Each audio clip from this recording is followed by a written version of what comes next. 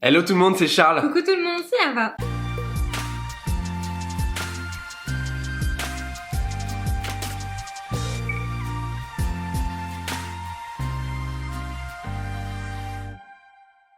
On espère que vous allez merveilleusement bien, comme d'habitude. Journée importante aujourd'hui. Oui, très importante parce qu'on va s'attaquer à quelque chose qui nous fait peur. À tous. À tous. Ne mentez pas, la PLF. Je sais pas si vous savez ce que c'est, la pâte levée feuilletée, autrement dit pour les intimes, pâte à croissant, pâte à brioche feuilletée. Pain au chocolat, chocolatine, etc., etc. D'ailleurs, comme on veut faire un maximum de commentaires, dites-nous si vous êtes team chocolatine ou pain au chocolat, ça nous fera remonter dans l'algorithme YouTube. Aujourd'hui, on va vous proposer un pain au chocolat. Tout chocolat. Tout chocolat. C'est-à-dire que l'on va non seulement faire une pâte levée feuilletée au cacao. On dira chocolat, mais c'est cacao. Voilà, au chocolat, au cacao. Et à l'intérieur, on va venir faire nos petites barres. Il va y avoir une barre au praliné, il va y avoir une barre au géant du jardin. Donc c'est des barres maison, ça je trouve ça C'est trop génial. stylé. Il y aura un petit marquage sur le dessus du pain au chocolat qui donnera un aspect rayé qui est magnifique. Et on vous a même pas dit d'où il vient ce pain au chocolat. Mais ce pain au chocolat, c'est tout simplement le pain au chocolat du Plaza Athénée, un des plus beaux palaces parisiens. Le chef s'appelle Guillaume Cabrol, c'est un maître de la viennoiserie. Donc Et pas que de la viennoiserie, je crois qu'il est très doué à un peu tout ce qu'il fait. c'est également un maître Jedi, mais personne ne le sait. Voilà, ne lui dites pas qu'on vous l'a dit. Donc si vous voulez, chez vous, avoir un petit déj de palace en cette période de confinement, c'est vraiment le moment d'avoir cette recette. Bien sûr, si vous ne voulez pas faire vos barres vous-même, vous pouvez les acheter, on vous met en description le site sur lequel on se fournit quand on n'a pas envie de faire nos barres, même si c'est meilleur, on vous le rappelle. Pour le praliné et pour le géant du jardin, allez sur notre chaîne YouTube, on a plein de recettes de géant Je pense du qu'il y en a jardin. 250. Par exemple, la barquette, on vous met des liens dans la description, la barquette de François Péréien, géant du jardin, et il y a du praliné dans à peu près 50% de nos recettes. On vous met tout ce qu'il faut dans la description. On commence du coup par les barres de chocolat.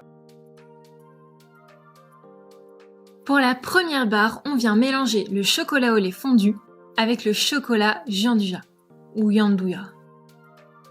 On mélange bien et la deuxième barre, on vient mélanger le praliné bien liquide, le chocolat noir et le chocolat au lait préalablement fondu.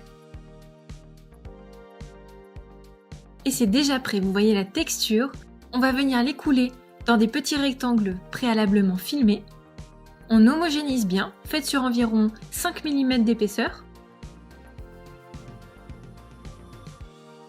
Et on les met 30 minutes au réfrigérateur. Avant de les décercler, vous pouvez utiliser un chalumeau pour vous aider. Comme ça sera bien propre. Et vous faites des barres d'environ 5 mm de large. Là, c'était un petit peu gros, mais c'est pas grave, c'est super gourmand. On continue avec cette fameuse pâte levée feuilletée qui fait trembler tout le monde. Tout le monde. Le monde entier tremble pour ça. Dans un premier temps, vous mettez à torréfier votre gruyer de cacao dans un four préchauffé à 150 degrés pendant environ 5 minutes.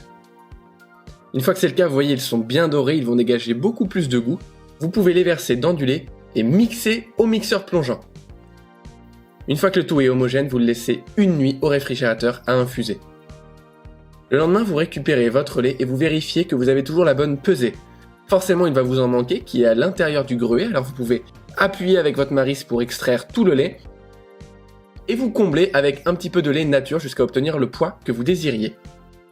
Puis dans le bol de votre robot, vous pouvez mettre le sucre et le sel que vous recouvrez entièrement de votre farine de gruau ou farine T45. Vous mettez votre levain, votre levure, le miel, le cacao en poudre et le lait infusé au gruyer de cacao.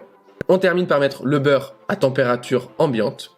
Idéalement, votre farine et votre lait sont aux alentours des 8 degrés. Vous pétrissez en première vitesse pendant environ 5 minutes, suivi de la deuxième vitesse pendant environ 8 à 9 minutes, jusqu'à obtenir un joli réseau de gluten. Vous voyez que votre pâte se décolle légèrement des parois. Vous soulevez votre pétrin et vous allez récupérer une petite boule de pâte que vous allez venir tremper dans un petit peu de farine. Vous l'enrobez totalement, puis vous la récupérez, et à l'aide de vos pouces, vous allez étirer la pâte pour vérifier que la pâte s'étire sans se casser. Vous voyez ici, elle est très fine, ça veut dire que le réseau de gluten est bon. On va le faire pousser pendant environ 24 heures au réfrigérateur sous un film alimentaire. Vous défilmez, puis vous dégazez à l'aide de votre poing pour extraire un petit peu du gaz. On récupère notre pâton, qu'on vient déposer dans une feuille de papier sulfurisé qu'on a préalablement pliée sur 20 cm par 30 cm de côté. Vous la repliez par-dessus, vous voyez que les pliages sont déjà faits, donc c'est beaucoup plus pratique. On retourne. Et à l'aide d'un rouleau, on va venir faire épouser la pâte aux formes de notre rectangle qui a déjà été pré-plié. On essaie d'avoir quelque chose de très homogène, c'est important. Il faut qu'elle soit bien plate. N'hésitez pas à appuyer avec une planche à découper, ça donne un résultat qui est très bon. Puis on la place 1 heure au congélateur. Au bout de cette heure, juste avant de la sortir, on va taper du beurre bien froid, pareil dans un carré cette fois-ci de 20 cm par 20 cm. Le beurre doit sortir du réfrigérateur et le fait de le taper va le ramollir et lui donner la bonne texture. Vous le réservez un petit peu moins de 10 minutes au réfrigérateur, simplement le temps de sortir votre pâte qui est encore bien froide puisqu'elle sort d'1 heure au congélateur. Vous la mettez sur un plan de travail, soit très légèrement fariné si vous sentez que votre pâte adhère, soit pas fariné comme ici. Et on va l'étaler surtout dans la longueur jusqu'à obtenir un rectangle de 40 cm par 20 cm. Si vous sentez que vous avez du mal à l'étaler, n'hésitez pas à la retourner, c'est toujours plus facile. Voilà, vous voyez, on a très légèrement fariné parce que ça a accroché légèrement. Et une fois que c'est le cas, on récupère notre beurre qui est normalement à parfaite consistance, qui fait la moitié de la taille de notre pâton, et on vient l'enchasser. N'hésitez pas à tirer très légèrement les bords pour avoir des angles qui soient bien droits. Il ne faut plus du tout qu'on voit le beurre. Vous voyez, on soude au milieu et on soude également sur les côtés. Une fois que c'est le cas, regardez bien dans quel sens est la rainure, la soudure. On va taper notre beurre très légèrement et en retournant régulièrement notre pâton, on va l'étaler sur environ 7 à 8 mm d'épaisseur. Nous, on a un rouleau avec des petites roulettes, ce qu'on vous conseille, on vous mettra en description de quoi vous les procurer. C'est très pratique pour avoir une épaisseur qui soit très homogène. N'hésitez pas à décoller de temps en temps la pâte du plan de travail pour vérifier qu'elle n'adhère pas. Au cas où, vous pouvez rajouter un petit peu de farine. Et vous étalez donc assez vite, parce qu'il ne faut pas qu'elle réchauffe trop, sur 7 mm d'épaisseur. Une fois que c'est fait, on va découper les bords puisqu'il nous faut que du beurre, vous voyez. On a le beurre qui est bien enchâssé. On fait pareil de chaque côté, ça nous permet d'avoir des bords qui sont parfaitement droits et des feuillets qui seront nickel. Vous rabattez sur quelques centimètres un côté de la pâte, la partie inférieure et la partie supérieure jusqu'au bout. Puis vous faites un tour sur elle-même, ce qui fait un double pliage, c'est ce qu'on appelle un tour double, et vous l'enchâssez dans du papier film pour la mettre 20 minutes au congélateur, 10 minutes de chaque côté idéalement, puis 15 minutes au frigo. On la sort, elle est maintenant bien froide. On la retourne sur un plan de travail très légèrement fariné, vous voyez. Et on va l'étaler encore une fois sur 7 mm d'épaisseur. Ça peut être 6, ça peut être 8, ça vous donne un ordre d'idée. Pas trop fin, mais en tout cas, pas au-dessus de 8-9 mm. On étale bien, on décolle de temps en temps pour vérifier qu'elle n'adhère pas. Et on retourne surtout régulièrement son pâton, ce qui nous permet d'avoir vraiment un feuilletage qui est bien. Si vous sentez comme nous ici qu'elle réchauffe, vous la repassez 5-10 minutes au congélateur et vous recommencez à étaler. Il faut toujours qu'elle soit bien froide et que vous sentez que, vraiment, elle n'adhère pas et que le beurre n'est pas en train de fondre à l'intérieur. Une fois qu'elle est bien étalée, on recoupe pour avoir des bords nets, comme tout à l'heure. Vous voyez, elle se découpe bien nette parce qu'elle est bien froide.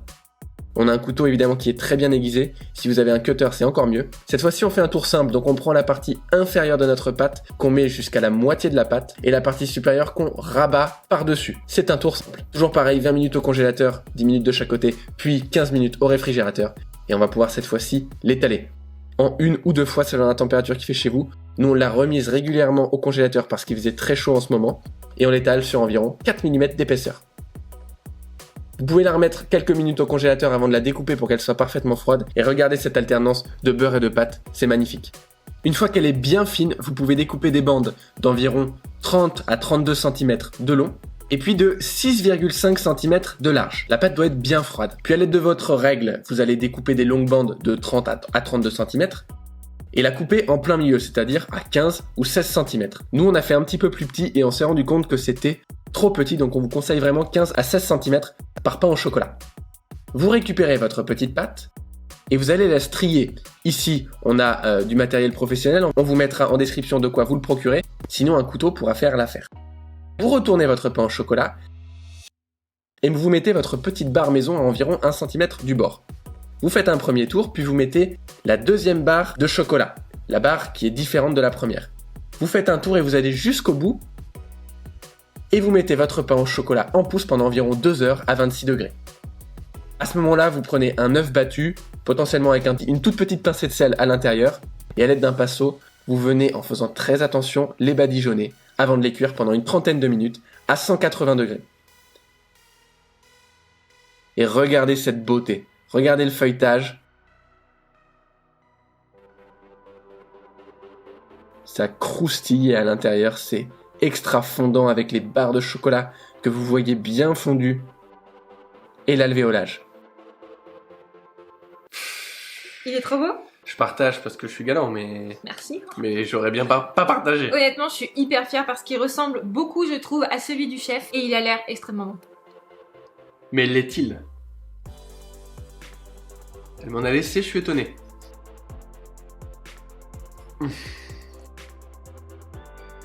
Oh, la barre, elle est fondante. C'est extraordinaire. Bah, c'est juste exceptionnel, Wow. je trouve. Déjà, je le trouve très très joli. Le fait de faire les marques sur le dessus, qu'il soit tout chocolat, Ouais, moi c'est je trouve hyper ça original. très original. Le fait que ce soit des barres aussi fait maison à l'intérieur, bah, je trouve que ça change quand même beaucoup à la dégustation. Toutes les proportions sont bien. Il est pas trop sucré, il est pas trop salé, il est pas trop. Enfin, je trouve vraiment qu'il est hyper équilibré. Moi, il me plaît énormément. Je suis une grande fan de pain au chocolat ou de chocolatine, comme vous voulez. Alors je sais qu'on va nous demander, est-ce que vous avez préféré ceux de Cédric Grolet ou ceux-là? Bah il y a un match les gars, parce que franchement celui-là... Moi, j'ai quand même ma réponse. Ah ouais? Moi, c'est quand même Cédric Grolet parce que j'aime pas de base tout ce qui est trop fort en cacao. Et là, il est quand même fort en cacao. Donc moi, je préfère Cédric Grolet parce que je suis une grosse gourmande. J'aime ce qui est rond, bien beurré, etc. Mais il reste quand même excellent, même pour quelqu'un qui n'aime pas trop tout ce qui est cacao. Et moi je crois que je suis plutôt partisan de celui-là. Le tout cacao, je trouve ça original, je trouve qu'il est délicieux. Il est super feuilleté croustillant à l'extérieur. Ouais, et il est fondant. Et le fait d'avoir fait nos barres d'une bouchée à l'autre, on n'a pas les mêmes goûts. Et ça c'est énorme. Donc super idée de Guillaume Cabrol. Merci beaucoup à lui d'avoir partagé la recette. Refaites ça à la maison, vous allez absolument kiffer. Alors oui, ça prend du temps, oui c'est fastidieux et il y a plein de techniques aussi qu'il faut savoir pour pouvoir la réaliser. Si vous voulez en savoir encore plus, n'hésitez pas à aller voir nos ateliers virtuels sur les pâtes juste en dessous. Et si vous le réalisez à la maison, n'hésitez pas à nous mentionner sur Instagram ainsi que le chef. Nous, on se fait toujours un plaisir, vraiment un vrai plaisir de venir voir tout ce que vous faites. Si cette recette vous a plu, si ça vous plaît qu'on se chauffe un peu sur des recettes de palace, etc., mettez un petit pouce en l'air, ça nous fait extrêmement plaisir. Abonnez-vous et surtout appuyez sur la petite cloche également pour ne louper la sortie d'aucune des prochaines vidéos. Nous on vous embrasse, on vous souhaite de bien pâtisser, amusez-vous bien, on vous dit à très vite. Prenez soin de vous.